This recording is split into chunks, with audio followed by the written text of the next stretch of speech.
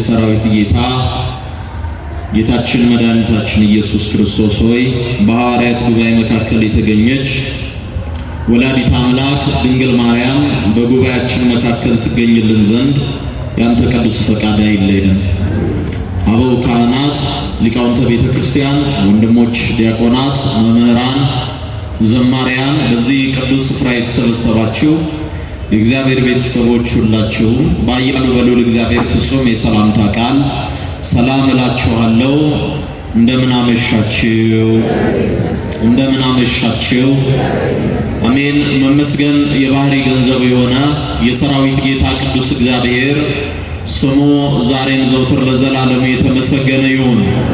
እንድንሰባሰብ ምክንያት የሆነ ሰማዕቱ ቅዱስ እስጢፋኖስ ክብርና ምስጋና ይድረሰው።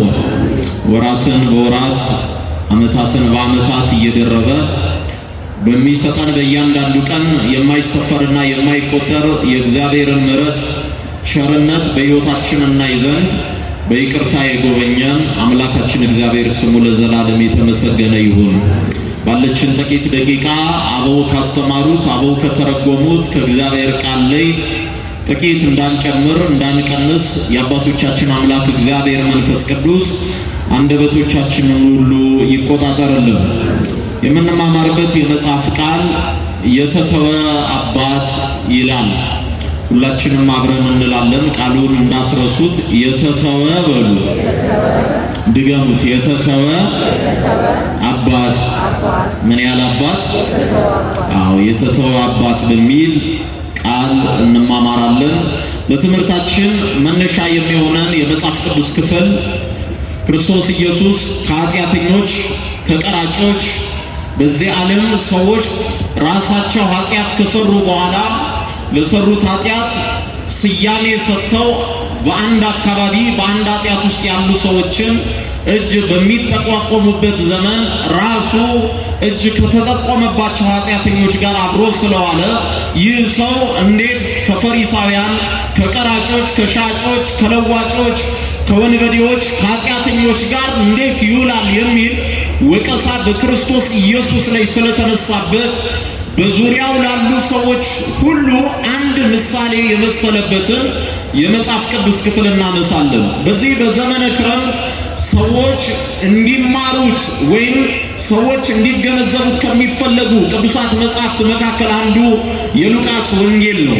የሉቃስ ወንጌል በእያንዳንዱ ምዕራፍ ውስጥ ሰው የሆነ በሥጋ የተገለጠ መዳን በሌላ በማንም የለም እንድንበት ዘንድ የተሰጠን እሱ የሆነና በተዋህዶ የከበረ ሥጋን ከማርያም የነሳ ሥጋና ነፍስን ነስቶ ፍጹም ሰው ሆኖ ከኃጢአት በቀር እንደኛ በእኛ መካከል የተመላለሰ ጌታን እንድናውቅ የሚመከርበት የወንጌል ክፍል ነው። ክርስቲያኖች ኢየሱስ ሰው ነው ማለት እግዚአብሔር እንደ ሰው ነው ማለት አይደለም። በጣም ሁለቱ ነገሮች ልዩነት አላቸው። እግዚአብሔር ሰው ሆነ፣ አምላክ ሰው ሆነና እንደ ሰው ሆነ ማለት በጣም ይለያያል። እግዚአብሔር እንደ ሰው የሚታይ አይደለም። ብዙዎቻችን እንደ ሰው ታዘብን ለማለት ይቃጣናል። እንደ ሰው የነገርንን ረሳህ ለማለት ይቃጣናል። እሱ እንደ ሰው አይደለም። ፍጹም ሰው ሆነና በመካከላችን ተመላለሰ። ክብርና ምስጋና ለእሱ ይሁንለት። አሁን በዚህ ባለንበት ዘመን ወገኖቼ ሰዎች ሰው ከቧቸው ሰው እንደሌላቸው የሚሰማበት ብቸኝነት ገኖ ከሰዋዊነት ከብሮ ከፍ ብሎ የሚታይበት ዘመን ነው። የብዙ ሰዎች ፕሮፋይል በተገለጠበት በእያንዳንዱ ሰው ማንም የለኝም፣ ሰው የለኝም፣ ብቻ የለኝ፣ ወገን የለኝም፣ ዘመድ የለኝም፣ የሚረዳኝ የለም በሚል ራሳቸውን ሰዎች እስከ ማጥፋት የደረሱበት ክፉ ዘመን ነው። አንድ ነገር አስታውሱ። አጠገባችሁ ያለውን ወገናችሁን፣ ዘመዳችሁን፣ ወንድማችሁን ሰው የለኝም ብትሉት ይታዘባል። መቼም ተለይቶ የማያውቅ እግዚአብሔር ማንም የለኝም ብንለው እንዴት ያዝንብን ወገኖቼ። የመጻጉዕ ትልቁ ኃጢአት ብዙዎቻችን የሚመስለን ጌታ ከፈወሰው በኋላ መካዱ ይመስለናል። እሱ እኮ አይደለም። ክርስቲያኖች ሰው የሆነ አምላክ በሥጋ የተገለጠ አምላክ አጠገቡ እያለ ልትድን ትወዳለህ ሲባል ከሕመሙ በላይ ሰው ማጣቱን አስታውሶ ሰው የለኝም ማለት ምን የለኝም በሉ እንጂ ምን የለኝም ሰው የለኝም። ሰው የሆነ አምላክ አጠገባችን ኑሮ በስጋ የተገለጠ አምላክ እኔ ከናንተ ጋር ነኝ አትፍሩ እያለ በባህር በወጀብ መካከል እየተገለጠ እኛ ግን ሰው የለንም እንላለን። ሰው ምን ያደርጋል? ሐዋርያው ቅዱስ ጳውሎስ እንዳለ ሰው እስከመቼ ይረዳናል? ሰው ጥቂት ተሸክሞን። እውነት እኮ ነው ክርስቲያኖች። እኔ በጆሮዬ በዚህ ወር በዚህ ዓመት በዚህ ሳምንት ተሸከምኩ የሚለኝ ሰው ስለሰማው የሸክምን ሰው ተሸክሞ ሲሰለች የሚሰማውን ስሜት አውቀዋለሁ። እንደው ለስብከት ማጣፈጫ ወይም ለቃላት ድግግም ወይም እናንተን ደስ ለማሰኘት አይደለም። በስጋ የወለዱን ወገኖቻችን በስጋ የተዋሃዱን ወገኖቻችን መቼም ጥለን አንሄድም ብለው ቃል የገቡ ወዳጆቻችን ጥቂት ክፉ አመላችንን ሲያውቁ ለረጅም ጊዜ ተሸከምኩ፣ በቃዬ፣ ደከምከኝ፣ ሰለቸኝ ይላል። እግዚአብሔር ግን አንድም ቀን ሰለቻችሁኝ ብሎ ያውቃል? ወገኖቼ ያውቃል ወይ? ክርስቲያኖች ደከማችሁኝ ይላል ወይ? እኛ ተሸክመውን አይደለም ክፉ ጠባይ ታድሰን ብንኖር እንኳን ሰው ደካማ ነውና ሰው በባህሪው ድካም አለበትና ምን ይላል? ተሸከምኳችሁ ብዙ ዘመን፣ እስኪ ከኔ የተለየ ሕይወት ይኑራችሁ ይላል። እግዚአብሔር ግን አዚ ዓለማት አምሳይ ዓለማት ነጋዴ ዓለማት ነውና ለዘላለም ተሸክሞ አልደከምኩም፣ ዛሬም ከትከሻዬ አትውረዱ ይላል። ክብርና ምስጋና ለእሱ ይሁንለት። አልተዋችሁም፣ በእናንተ አልቀየርም ይላል እግዚአብሔር። ለዚህ ነው የትምህርታችን ርዕስ የተተወ አባት ይላል። እስኪ በሉ ምን ያለ አባት? ምን ያለ አባት? ይሄ መጽሐፍ ቅዱስ ክፍል በብዙ ሊቃውንት መተርጉማን ተተርጉሟል። በሉቃስ ወንጌል ላይ ጠፍተው የተገኙ ነገሮች በጥልቀት ተጽፏል። በተለይ በሉቃስ ወንጌል ምዕራፍ 15 ላይ 3 ጠፍተው የተገኙ ነገሮችን ክርስቶስ ለኃጢአተኞች፣ ለበደለኞች፣ ክፉ ላደረጉ፣ ሕግን ለተላለፉ፣ ለአመፀኞች በሥጋ እንደተገለጠ ከዚህ በኋላ ኩነኔያችንን እንደማይቆጥር ለዘላለም ባለ ይቅርታ ኃጢአታችንን ቦታ አስይዞ አይደለም ክርስቲያኖች ኃጢአታችንን በአንድ ሼልፍ ላይ ሰብስቦ የዝሙት ኃጢአት፣ የሕግ መተላለፍ ኃጢአት፣ የበደል ኃጢአት፣ የኩነኔ ኃጢአት ብሎ አይደለም። ኃጢአታችንን ከቶ ሊያስወግድ የተገለጠ ሊቀ ካህናት ሆኖ በዚህ ዓለም የተሰራን ኃጢአት ደምስሶ እሱ አንድ ደስ የሚል ቃል ልንገራችሁ። ከቃሉ ጋር ናቸው። አሁን እኛ የምንለብሰው ሀቅ እንነጋገርና በቤታችን ያሉ ንጹህ ልብሶች በቤታችን ያሉ በየጊዜው ለዚህ ዓላማ ተብለው የተገዙ እነዛ የሚያማምሩ ውብ ልብሶች በቤታችን የተሰቀለው ያ መስታወት ዋነኛ ዓላማው እኛን ማሳየት እኮ ነው አይደል? እኛ እንድንታይ ነው የምንለብሰው። ጻዳ የምንለብሰው፣ ያማረ የምንለብሰው፣ ንጹህ የምንለብሰው፣ በየጊዜው ልብስ የምንቀይረው ክርስቲያኖች በሆኑ ሰዎች አይን ውስጥ ለመግባት ነው። እውነት አሰብ ሰው እንዲያየን ነው አይደለም? ሰው እንዲያየን ነው የምንለብሰው። ሐዋርያው ቅዱስ ጳውሎስ ግን እሱ ይታይላችኋል አለ። እሱ ምን ይላል? አይሰማም። ምን ይላል? ምን ሆኖ ይታይልናል መሰላችሁ? እስኪ ራሳችሁን ቆም ብላችሁ ድካማችሁን አስቡና እኛ በራሳችን በየትኛውም አውድ ላይ ብንታይ ደካሞች ነን፣ ጉድለት አለብን። ሊያስጠቃ የሚችል ሊያስፈርድ የሚችል ጎዶሎ፣ ድካም፣ ሕማም፣ ስቃይ፣ የበደል፣ የክፋት፣ የኃጢአት ጉድለት አለብን። እሱ ግን ለኛ ሲታይ አቤት ይታይልን መድኃኔዓለም።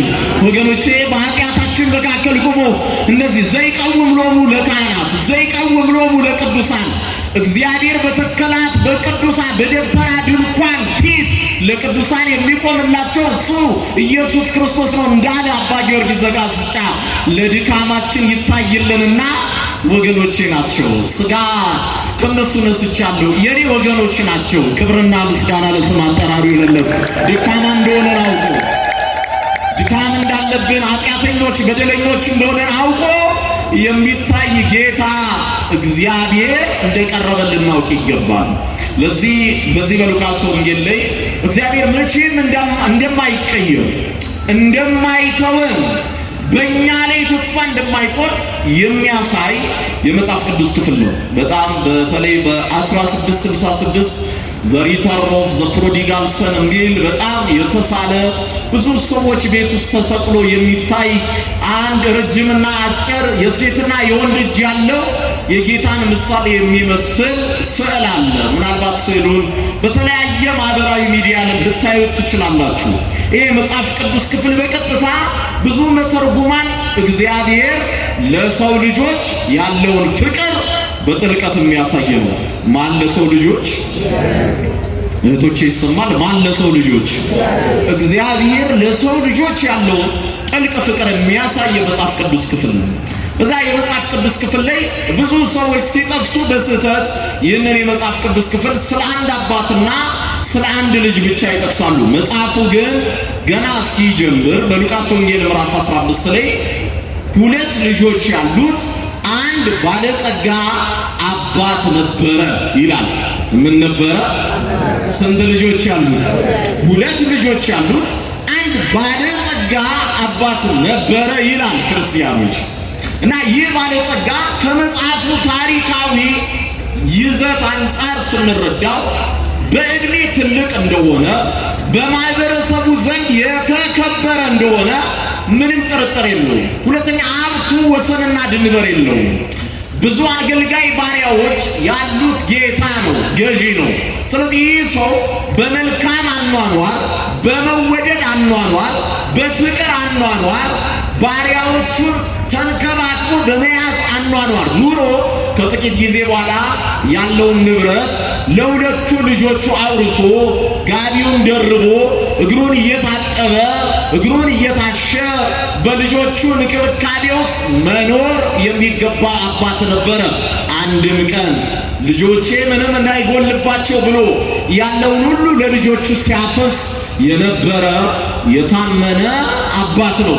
ግን ወገኖቼ ክፉ ዘመን አይምጣ መቼም አንድ ክፉ ሐሳብ ባንድያው ልጁ ላይ መጣበት። እንዲህ አለ ያ ልጅ፣ እስከ መቼ ከአባቴ ጋር እኖራለሁ? እስኪ በሉ እስከ መቼ በሉ። ከማን ጋር እኖራለሁ? አሁን ይህን ሕፃን ስናነሳ አዳም ዕፀ በለሱን መብላቱን ስናነሳ ይሁዳ ጌታውን መሸጡን ስናነሳ እንዴት አደረጉት እንላለን ክርስቲያኖች። እያንዳንዳችን የቆረጥናት ዕፀ በለስ እኮ አለች። እያንዳንዳችን አመቻችተን ተደራድረን የሸጥነው የግል ጌታ እኮ አለን። አንፈልግህም በቃን ደከምከን ብለን ትተነው የሄድነው እኮ ጌታ አለን። ስንቶቻችን የጌታን ቃል ረግጠን ሂደናል። በእግዚአብሔር ቃል ላይ ስንቶቻችን ሸፍተናል። እምቢ ለካህናት፣ እምቢ ለንስሐ፣ እምቢ ለቅዱስ ቁርባን ብለናል። ወገኖቼ ምናልባት በግልጽ ሰው እየሰማን ላንል እንችላለን። በጌታ ላይ ስንቶቻችን ልባችን አመንትቶ ያውቃል? ስንቴ ተጠራጠር ነው እግዚአብሔርን። ያንን ሁሉ ጨለማ ካሳለፈ በኋላ ጥቂት ፈተና ሲመጣ እግዚአብሔር እንደሌለ እንደተወን አስበን ከእግዚአብሔር ውጭ ሌላ መፍትሄ አልፈለግንም። በዛ ጨለማ እውነት እኮ ነው ወገኖቼ፣ አልፈለግንም ወይ? ጠንቋይ ቤት አልሄድንም ወይ?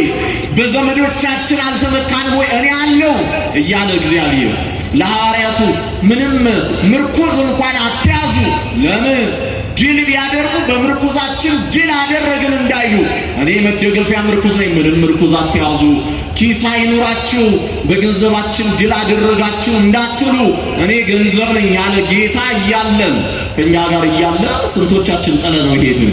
ስለዚህ በማንም አንፈርድም። ስለዚህ ይሄ ልጅ ምን አለ? እሄዳለሁ አለ። ምን እላለሁ? አይሰማም። ምን እላለሁ? እሄዳለሁ፣ ከአባቴ ቤት እወጣለሁ። አባቴ ሆይ አለ፣ ለወደፊት ከምትሰጠኝ ገንዘብ ሁሉ ክፈል፣ ቁጠር፣ ስፈርና ስጠኝ አለ። እንዴት አይነት የሚያሳዝን አባት ነው ወገኖቼ! እንዴት አይነት የልብ መሰበር የገጠመው አባት ነው። እያዘነ ይላል መጽሐፍ።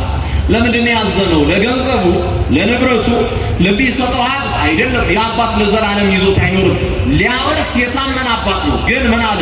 ልጁ ገንዘቡን እንዴት ማስተዳደር እንዳለበት አያውቅምና በገንዘቡ ይጠፋልና ያንን ገንዘብ ሰፍሮ ቆጥሮ ለልጁ ሰጠው። ልጁ ከአባቱ ሀገር ይላል መጽሐፋችን ወደ ሩቅ ሀገር ሄደ። እንዳትረሱ እስኪ በሉ፣ ወደ ሩቅ ሀገር ምን አለ?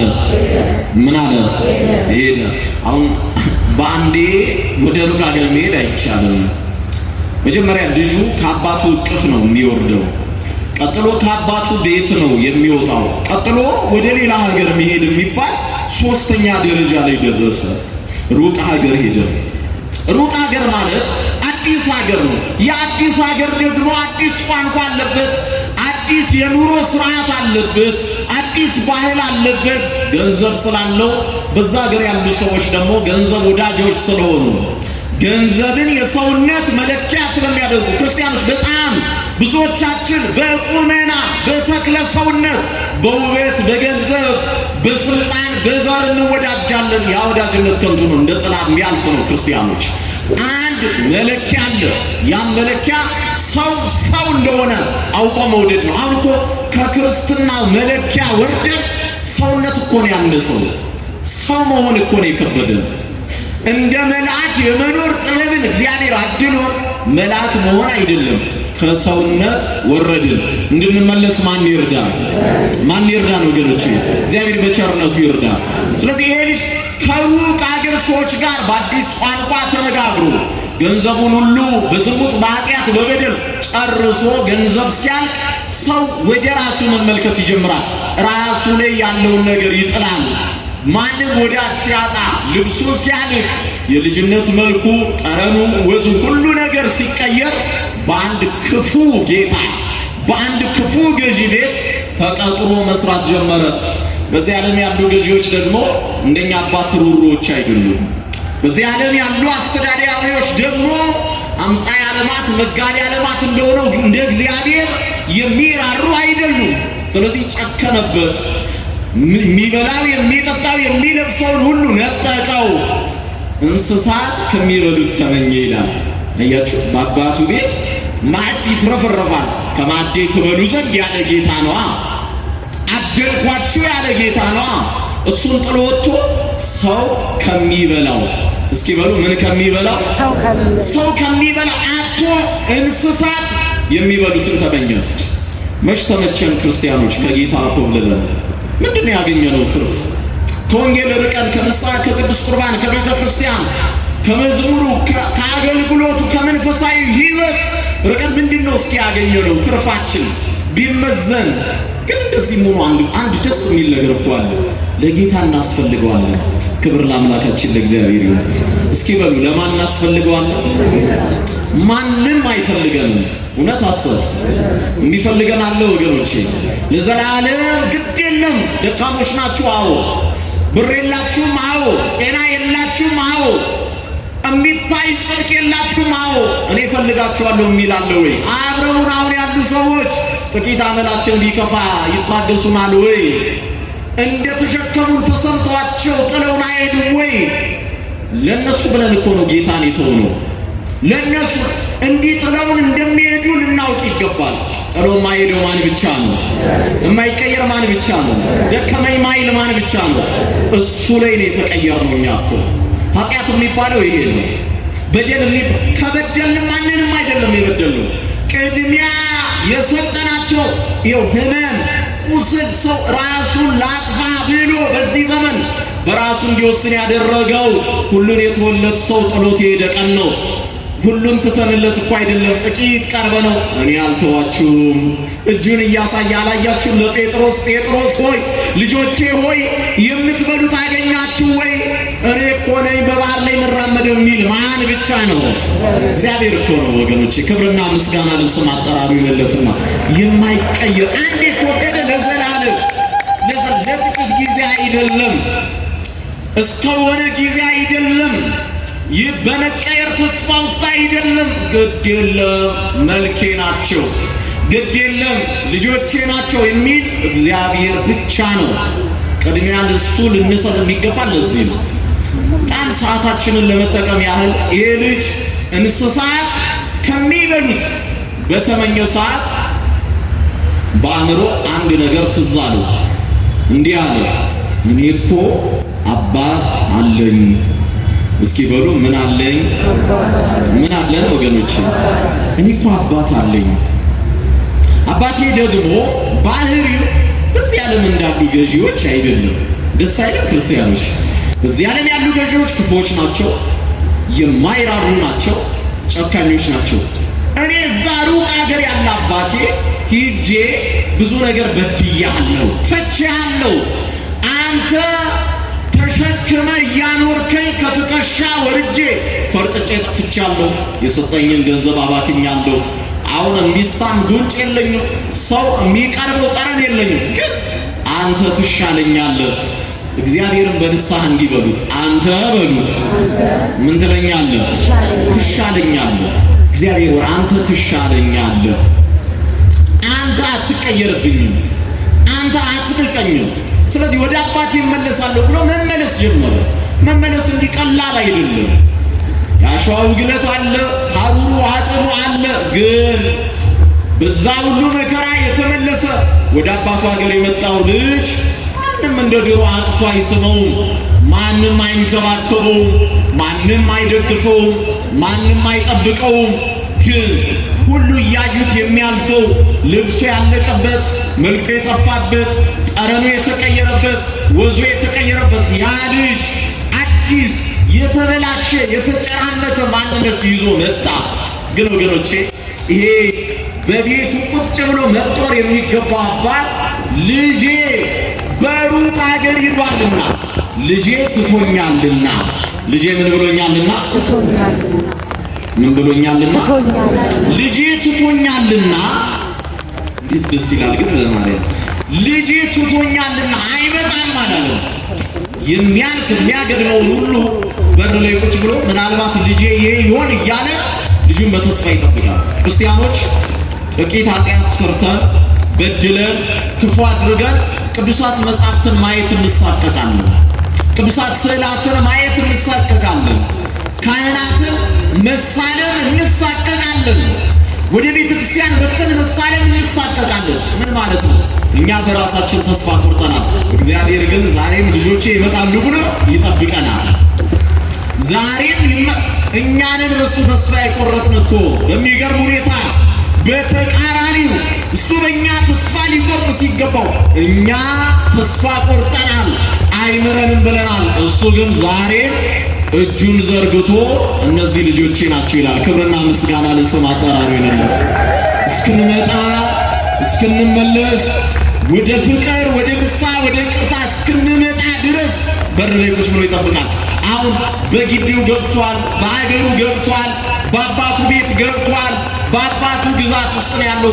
ማንም የማያውቀው ልጅ ክርስቲያኖች የአባት ከሩቅ አየውና ይሄ መልኩ የጠፋው ይሄ ምኑ የጠፋው አሬ ጫማ ያለቀበት ይሄ ልብሱ የተቀደደበት የኔ ልጅ ነው አለ።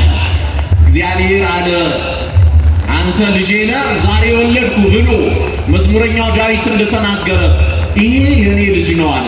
እስኪ በሉ ይሄ ማን ልጅ ነው? ይሄ ምን አይነት አባት መሰላችሁ? መጠኑን ነገሩን የያዘውን ሀብት ውበቱን አይቶ የማይመዝን ጌታ የኔ ልጅ ነው አለ። የኔ ልጅ ነው አለና አያቷ እንዶ ለዚህ ልጅ ይሄ ልጅ በውስጡ አንብቆ የመጣው ሊናገረው የሚፈልገው አንድ ነገር አለ። አባክኛለሁና እስኪ በሉ በማርያም ምን ብያለሁና? አባክኛለሁና ጌታ ወይ ልጅ ልባል አይገባኝም፣ እንደ ባሪያ ልጣል ባንተ ደጅ። እቺን ለመናዘዝ የመጣው ልጅ አባታየውና ክርስቲያኖች ሳምንት ወር አንድ ወር ውሃ ጠፍቶ ባንታጠብ ሁላችንም እንጠላላለን አይደል? ክርስቲያኖች እኛ ባህሪያችን ንጻ ባህሪ ያደፈበት ማንነት ይሄ ድካም ያለበት ሰውነት ስለሆነ ወዛችን ይቀየራል። ይሄ ሁሉ ዓመት ውሃ ያልነካው ልጅ ይሄ ልጄ ነው። መልኩ የጠፋው ድሮ በነበረው ስወልደው በነበረው መልክ ስወልደው በነበረው ጠረን ስወልደው በነበረው ልብስ ባጌጠበት ጫማ አውቀዋለሁ አለና ይሄ ማንም እቅፍ የማያደርገው ልጅ ሄደና አቀፈው ይላል።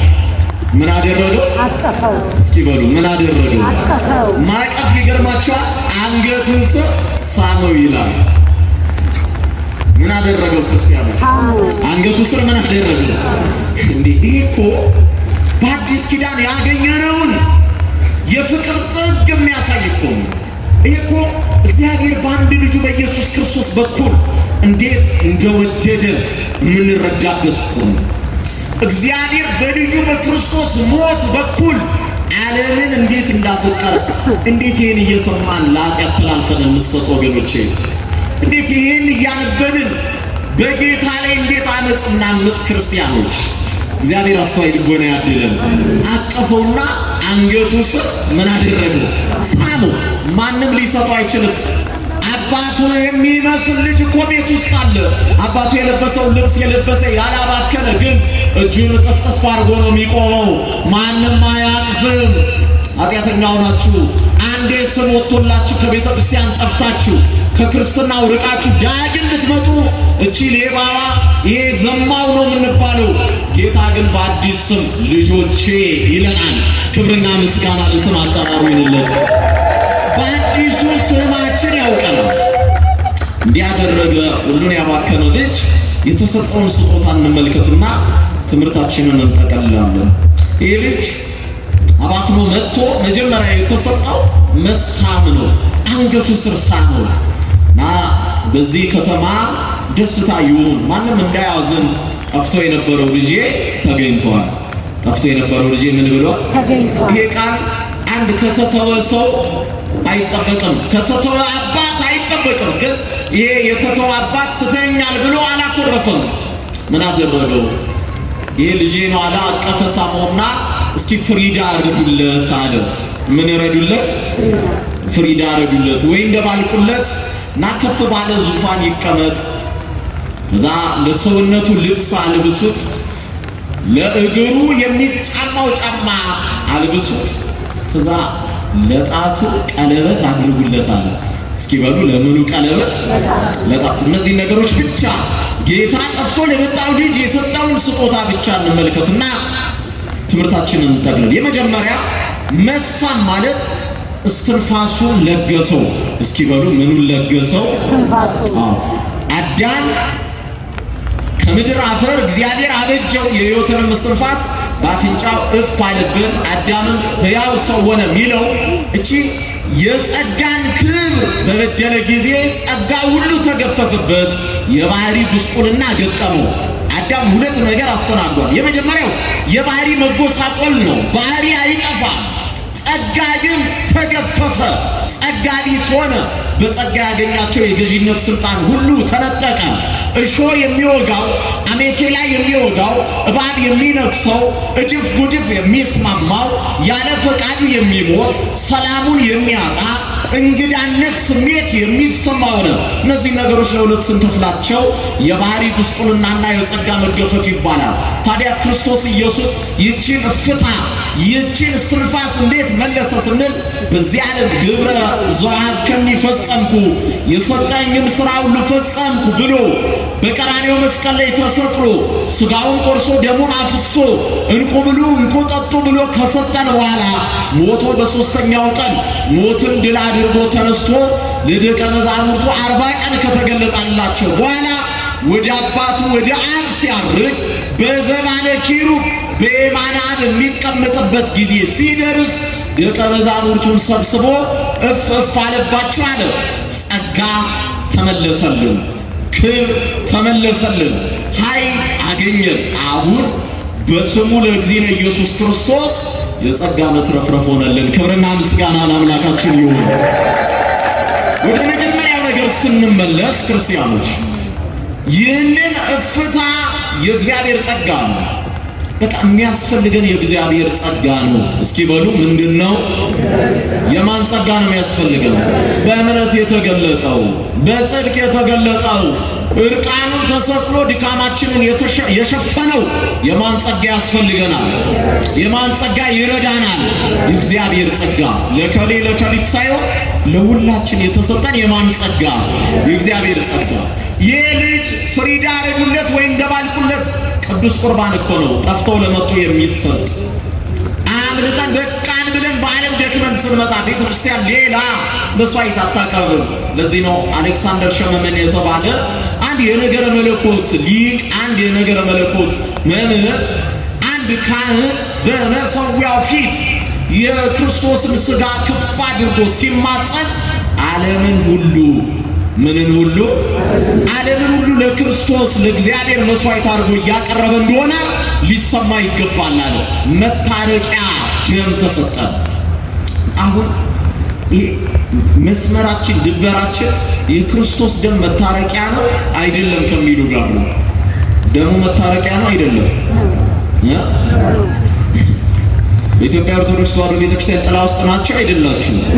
ስለዚህ አንድ ክደው የእምነት መሰረት ከሆኑ ነገሮች አንዱ የክርስቶስ ኢየሱስ ደም መታረቂያ ነው ትላላችሁ አብራችሁ?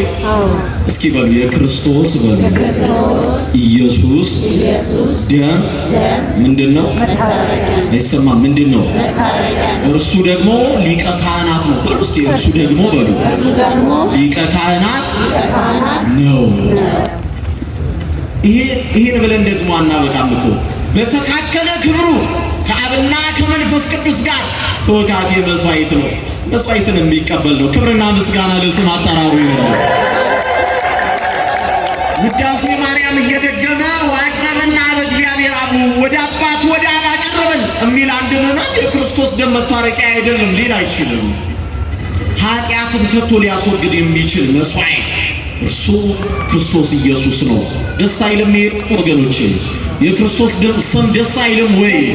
ረፍት አይሰጥም ወይ? ሰላም አያስገኝም ወይ? ስሙ ለዘላለም ከፍ ከፍ ያለ ይሁን። ክብርና ምስጋና ለእሱ ይሁን። ፍሪዳ ረዱለት ወይ እንደባልቁለት አለ። ያ ሥጋው ደሙ ነው። ልብስ አልብሱት አለ። ሐዋርያው እንደነገረን የተጠመቃችሁላችሁ ክርስቶስን ለብሳችኋል። ወገኖቼ ልብሳችን ክርስቶስ ነው። ምን አይነት ልብስ?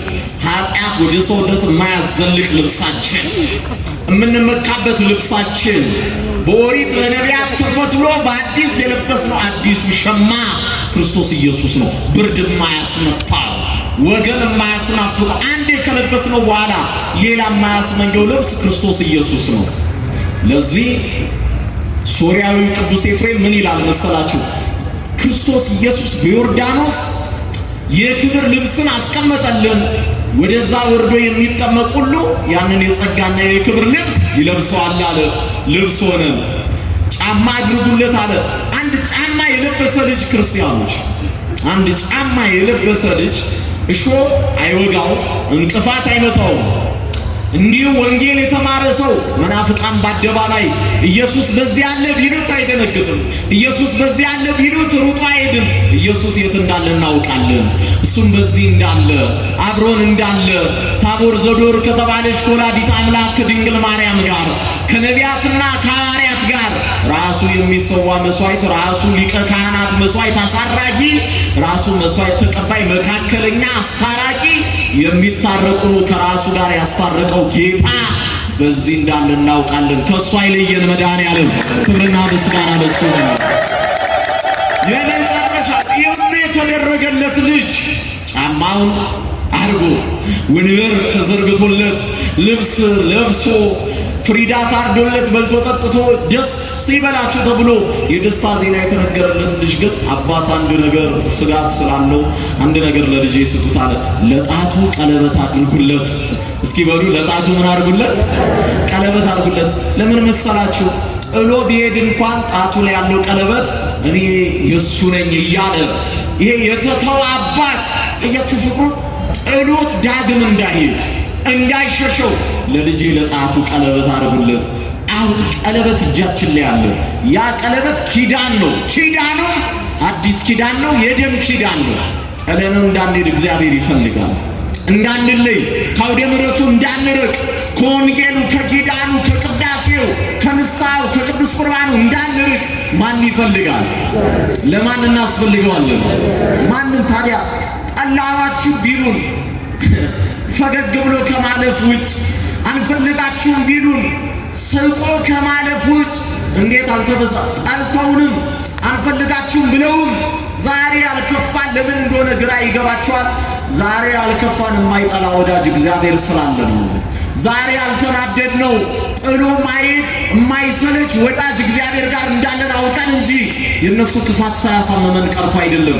ከሰው ጋር የምናነጻጽረው ጌታ አይደለም ያለው። ከነ ኃጢአታችን ከነ በደላችን ልጄ እያለ የሚያቅፍ እግዚአብሔር ከኛ ጋር ነው። ስሙ ለዘላለም የተመሰገነ ይሁን። የመጨረሻ ነገር ላንሳና ጣም ሰዓታችን ስለሄደ ትምህርቴን ልጠቅልል። ክርስቲያኖች ይሄ ልጅ ቅድም እንዳልኳችሁ ከሶስት ነገሮች ወጥቷል። አንደኛ ከአባቱ ቤት ወጥቷል። ቤት ማለት ይህች ቅጽር ናት። ይህ መቅደስ ነው። ይህ መቅደስ ነው። ከመቅደሱ በፊት ግን ከአባቱ እቅፍ ወርዷል። እስኪ በሉ ከማን እቅፍ ወርዷል? ከአባት እቅፍ መውረድ ማለት አንድ እናት አንድ አባት ልጆቻቸውን የሚያቅፉት የእግዚአብሔር እስትንፋሱ በቀጥታ እንዲያገኘው ይተነፍሱብናል። ወላጆቻችን ከእናት ከአባት መለየት የሚከብደው ለዚህ ነው። ትንፋሻቸውን ለምደነዋል ወገኖች። ስለዚህ ከእግዚአብሔር እስትንፋስ ርቀናል። ከማን እስትንፋስ? ያም ጸጋው ነው። ጸጋው ደግሞ በምስጢራት በኩል ተገልጧል። ምስጢራት ደግሞ ምስጢረ ንስሐ፣ ምስጢረ ቁርባን የሚባሉት ናቸው። ልጁ ከአባቱ እቅፍ ወርዶ እኮ ጥቂት ጊዜ ቆይቷል። ምን ማለት ነው?